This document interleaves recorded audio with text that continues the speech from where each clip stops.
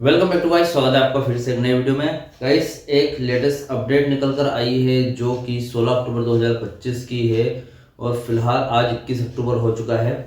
और ये अपडेट हालांकि काफ़ी दो चार दिन पहले की है, लेकिन इसको बताना बहुत ज़रूरी था आपको, क्योंकि यहाँ पर देखिए, यहाँ पर तीन वजह बताई गई है। यहाँ पर BSNL EU leaders meet the director HR, मतलब उन्होंने एक मीटिंग की है जहाँ पर तीन यहाँ पर इश्यूज को उठाया है। एक तो फेस्टिवल एडवांस, जो कि अभी क्या है, दिवाली निकल गई है अभी फिलहाल तो, है ना। मतलब हालांकि आज दिवाली है और फिर भी यहाँ पर फेस्टिवल एडवांस आपको मिल सकता है, क्योंकि क्या है कि आपको जो फेस्टिवल एडवांस है ये 30 तारीख के पहले पहले मिलने का पूरा यहाँ पर संभावना रहती है, ठीक है। इसके बाद एक है conducting special schedule lies for the draftsman cadres, ठीक है। एक और अपडेट है payment of day of festival labours, ठीक है। तो यहाँ पर इन तीनों अपडेट्स में से मैं आपको सिर्फ एक ही बताना चाहूँगा, क्योंकि दो अपडेट इतनी महत्वपूर्ण नहीं। अग्रिम की तो मैंने आपको बता दी थी और जेटीओ जो कैडर है इसका भी एक वीडियो बनाया दिया था, ठीक है। लेकिन यहाँ पर payment of DA for the casual labours, ये जो अपडेट निकल कर आई है ये बहुत ही महत्वपूर्ण है, क्योंकि जो कैजुअल लेबर्स है, आकस्मिक श्रमिक जिनको बोलते हैं, ठीक है, वो क्या है, अपने हक के लिए लड़ रहे हैं और BSNL EU भी उनके हक के लिए काफ़ी टाइम से लड़ रही, क्योंकि इससे क्या है कि उनकी कुछ दो पेंडिंग यहाँ पर किस्तें हैं जो कि रह गई थी, एक जुलाई मंथ की और एक जनवरी मंथ की, ठीक है।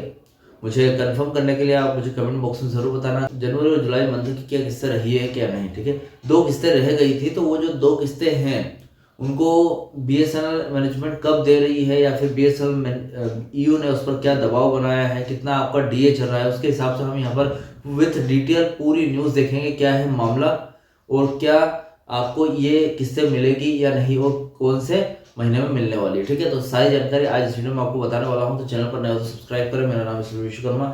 जानकारी यूजफुल लगे तो एक लाइक करके जरूर जाना। चले गाइस, बढ़ाते हैं वीडियो को आगे। तो देखिए, ये जो इस मामले को पूरी गहराई से डीपिंग और थोड़ा सा विस्तृत तरीके से समझते हैं क्या मामला है। आकस्मिक श्रमिकों के DA की प्रकृति और दर। नियमित, पहले हम जान लेते हैं नियमित कर्मचारियों का DA। BSNL के नियमित कर्मचारियों को आमतौर पर औद्योगिक महंगाई भत्ता यानी कि IDA मिलता है, ठीक है। DA जो होता है वो केंद्रीय कर्मचारियों में जोड़ा जाता है, लेकिन यहाँ पर क्या है, IDA मिलता है जो सार्वजनिक क्षेत्र उपक्रमों PSUs पर लागू होता है। वर्तमान में आपकी जानकारी के अनुसार वर्तमान में ये जो IDA है ये 233% चल रहा है। यह प्रतिशत उनके मूल वेतन यानी कि बेसिक पे पर गणना किया जाता है, ठीक है। मतलब इसको कैलकुलेशन करना है तो उसके बेसिक पेमेंट पर होता है, जैसे कि मैंने कुछ वीडियो में बताया भी आपको कैसे होता है। फिलहाल अभी इस इश्यू को देखते हैं। आकस्मिक श्रमिकों का DA यानी कि CDA और VDA। तो आकस्मिक श्रमिकों को आमतौर पर केंद्रीय महंगाई भत्ता CDA या परिवर्तनशील महंगाई भत्ता, जो कि उसको चेंज कर सकते हैं, variable dearness allowance IDA VDA मिलता है, ठीक है। क्योंकि उनका वेतन ढांचा अक्सर छठे वेतन आयोग 6 CPC के समतुल्य या केंद्र सरकार के अन्य नियमों जैसे न्यूनतम वेतन अधिनियम पर आधारित होता है। यह दर और भुगतान की आवृत्ति नियमित कर्मचारियों को अलग अलग होती है, ठीक है। और यहाँ पर गाइस देखिए, सबसे पहले तो ये है कि ये जो कैजुअल लेबर्स है इनकी जो भी इनका IDA कैलकुलेट होता है वो 6 CPC के अनुसार होता है। जैसे आपको पता है कि केंद्रीय कर्मचारियों की 8 पे कमीशन लागू होने वाला है, तो जो 7 पे कमीशन उससे भी पहले वाला है 6 पे कमीशन, उसके हिसाब से इनको जो सैलरी वगैरह है, भत्ते वगैरह मिलते हैं, ठीक है। अब जान लेते हैं आकस्मिक श्रमिकों के DA का आधार क्या होगा। DOPT and T department of personal and training केंद्र सरकार के आकस्मिक श्रमिकों के लिए DA दरों को संशोधित करता है, यानी कि BSNL में इन श्रमिकों के DA का भुगतान इसी आधार पर होता है, ठीक है। अब इन दोनों में अंतर क्या है, आकस्मिक श्रमिकों के DA की दर 233% नहीं है। यह दर केंद्र सरकार के नियमों के अनुसार, यानी कि उदाहरण के लिए 6 पे कमीशन वेतनमान के आधार पर वेतन मिलता है इनको, जिस पर DA की दर बहुत अधिक होती है। मतलब संदर्भ सूत्रों के अनुसार जनवरी 2025 में स्वीकृत DA की दर इससे अलग और अधिक हो सकती है। अब सेकंड है मांग का सटीक अर्थ। दो लंबित किस्तें, मतलब ये दो लंबित किस्तें क्यों है, किस लिए रह गई थी, सारी जानकारी देखते हैं। BSNL EU की मांग जो कि डिमांड है इन दो किस्तों को लेकर है। जनवरी 2025 में DA की किस्त, DA की दरें हर 1 जनवरी और 1 जुलाई को संशोधित की जाती है, जनवरी 2025 में जो नई दरें लागू होनी थी उनके एरियर यानी कि बकाया राशि का भुगतान प्रबंधन मैनेजमेंट ने अभी तक नहीं किया है। इसी प्रकार जुलाई की 2025 से जो नई दरें लागू हुई है उनके भुगतान और एरियर का भुगतान अभी तक लंबित है। केंद्र सरकार डीओपीटी ने जून 2025 में जनवरी 2025 से डीए को स्वीकार कर दिया था, लेकिन बीएसएनएल प्रशासन द्वारा इसे लागू करने में बहुत देरी हो गई है। जुलाई 2025 की किस्त जो आमतौर पर अगस्त या सितंबर में अनुमोदित किया जाता है, जिसके भुगतान में अभी देरी हुई है। ठीक है, मतलब क्या है कि जो सरकार है उन्होंने जो भी किस्तें रह गई थी, 1 जनवरी की किस्तें रह गई थी डीए की, उसके बाद जो भी बढ़ी हुई दर है उसके हिसाब से उसके बाद 1 जुलाई की किस्त रह गई थी। ठीक है, जनवरी में और जुलाई में दोनों को यहाँ पर अनाउंसमेंट कर दिया गया था सरकारी ने, लेकिन बीएसएनएल ने उनको लागू करने में देरी कर रही है। संगठन द्वारा उठाए गए कदम का परिणाम और महत्व। अब देखिए, संगठन को इस पर दबाव बनाना पड़ेगा। बीएसएनएल यू है, उनको क्या है कि मैनेजमेंट पर दबाव बनाना पड़ेगा। उनको कहना पड़ेगा कि भैया जो कि केंद्र सरकार उन्होंने पहले से ही इनकी 6 पे कमीशन के हिसाब से इनकी दरें पहले ही लागू कर दी थी, 1 जनवरी में कर दी थी, एक यहाँ पर जुलाई में कर दी थी, तो आपको क्या दिक्कत है इनकी दरें लागू करने में बीएसएनएल मैनेजमेंट को। ठीक है, तो कुछ तो दबाव बनाना पड़ेगा वहाँ। बीएसएनएल यू लगातार प्रबंधन के सामने यह मुद्दा उठा रहा है जो दर्शाता है कि आकस्मिक श्रमिकों के लिए डीए का भुगतान हमेशा समय पर नहीं होता है और इसके लिए यूनियन को दबाव बनाना पड़ता है। ठीक है, अब यहाँ पर देखिए इश्यू उठाया जा रहा है कि हमेशा ऐसा होता है कि कैजुअल लेबर्स रह जाते हैं और जो कि नॉन एग्जीक्यूटिव एम्प्लॉयज है या फिर एग्जीक्यूटिव एम्प्लॉयज है, इनको समय पर सारी चीज़ें मिल जाती है, लेकिन नॉन एग्जीक्यूटिव एम्प्लॉयज को अभी तक डीए की पिछली दर भी नहीं मिली है। ठीक है, पिछला डीए नहीं मिला है। अब आज की बैठक में निदेशक से सीधे दीपावली से पहले भुगतान का अनुरोध करना एक समय सीमा तय करने और श्रमिकों को त्योहार के दौरान वित्तीय राहत दिलाने का प्रयास है। मतलब क्या है कि उनको समय पर जो पिछली डीए का जो बचा कुचा बकाया है या फिर एरियर्स वगैरह रह गया है वो मिल जाएगा तो काफ़ी अच्छा रहेगा। सकारात्मक परिणाम क्या रिजल्ट रहे हैं पॉजिटिविटी में?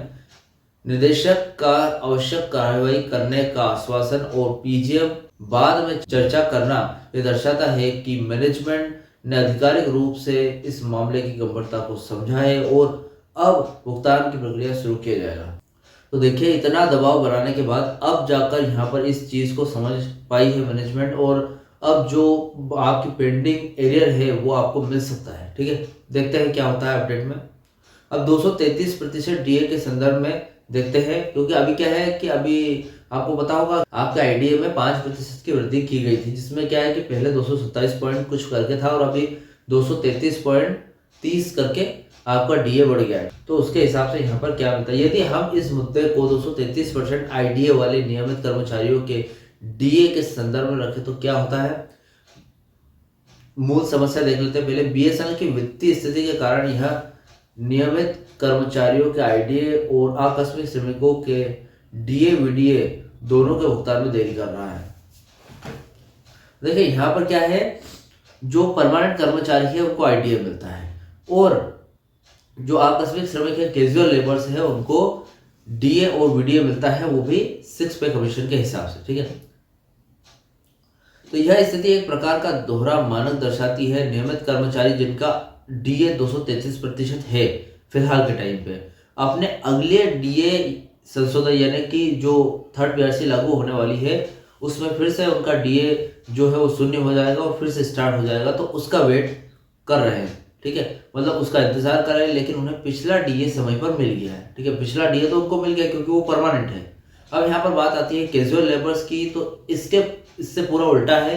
आकस्मिक श्रमिक यानी कि कैजुअल लेबर्स अपनी 2 पुराने पेंडिंग किस्तें यानी कि जनवरी वाली किस्त और जुलाई 2025 वाली किस्त दोनों के लिए अभी संघर्ष कर रहे हैं। मतलब इनका मतलब ये है कि भैया जो परमानेंट कर्मचारी है उनको पुराना आईडीए मिल चुका है और वो नए आईडीए यानी कि जब पीआरसी लागू होगी उसका इंतजार कर रहे हैं। ठीक है, क्योंकि 0 से स्टार्ट होगा। लेकिन इससे उल्टा अगर देखें तो जो कैजुअल लेबर्स है उनको भैया पुराना डीए ही नहीं मिला अभी तक। तो ठीक है, जो उनका आईडीए वीडीए वगैरह जो भी होता है वो अभी तक नहीं मिला। उनको नए वेतनमान के बारे में सोचना तो दूर की बात, उनको पुराना ही नहीं मिला अभी तो। ठीक है, जो पुरानी किस्त है जनवरी तो जुलाई 2025 की जो किस्त है, पूरा जो मामला है इसके पूरे इर्द गिर्द घूम रहा है। ठीक है, जनवरी जुलाई की जो किस्त है वो अभी पेंडिंग है, क्योंकि आकस्मिक श्रमिकों का दैनिक वेतन कम होता है उनके लिए डीए के प्रत्येक किस्त जो कि उनके वेतन का एक बड़ा हिस्सा बनती है का बकाया होना मासिक आय पर बहुत बड़ा वित्तीय प्रभाव डालता है। दो किस्तों का एक साथ पेंडिंग होना उनकी आर्थिक स्थिति में एक गंभीर विषय है। ठीक है, यह पूरा मामला बीएसएनएल के आकस्मिक श्रमिकों की आर्थिक सुरक्षा और उनके अधिकारों से जुड़ा हुआ है। यूनियंस का प्रयास यह है सुनिश्चित करना है कि केंद्रीय सरकार के आदेशों के बावजूद कारपोरेट कार्यालय द्वारा की जा रही प्रशासनिक देरी को दूर किया जाए और श्रमिकों को उनका कानूनी अधिकार यानी कि महंगाई भत्ता समय पर मिले, खासकर त्योहारों के मामले में। निदेशक का आश्वासन एक बड़ी चीज है, मतलब एक गारंटी लेता है निदेशक जो कि एचआर है, लेकिन वास्तविक भुगतान होने पर यूनियन को सतर्क रहना चाहिए। कि देखिए यहाँ पर बता रहे हैं कि अभी भी वास्तविक भुगतान अभी हुआ नहीं है, सिर्फ उन्होंने कहा है कि कर देंगे। होने तक अभी थोड़ा सा सतर्क रहने की जरूरत है, क्योंकि नहीं होए तब तक तो थोड़ा सा उनको दबाव बना रहना चाहिए कि हाँ थोड़ा सा मिलेगा कैजुअल लेबर्स को, उनका जो जनवरी मंथ का और जुलाई मंथ का जो एरिया रह गया है वो जरूर मिलेगा। ठीक है, तो फिलहाल ये अपडेट थी 16 अक्टूबर 2025 की। इस अपडेट से कोई भी डाउट कुछ कमेंट बॉक्स में कर सकते हैं, कमेंट बॉक्स में कमेंट कर सकते हैं। और दिवाली की बहुत बहुत शुभकामनाएं सभी दर्शकों को और सभी मेरे व्यूअर्स को जो भी इस चैनल को से जुड़े हैं, चैनल को देखते हैं, रोज डेली मेरा वीडियोस देखते हैं। ठीक है, हैप्पी दीपावली सबको। और वीडियो अच्छा लगा तो वीडियो को लाइक कमेंट से जरूर करें। मिलते हैं गाइस नेक्स्ट वीडियो में। सी यू सून।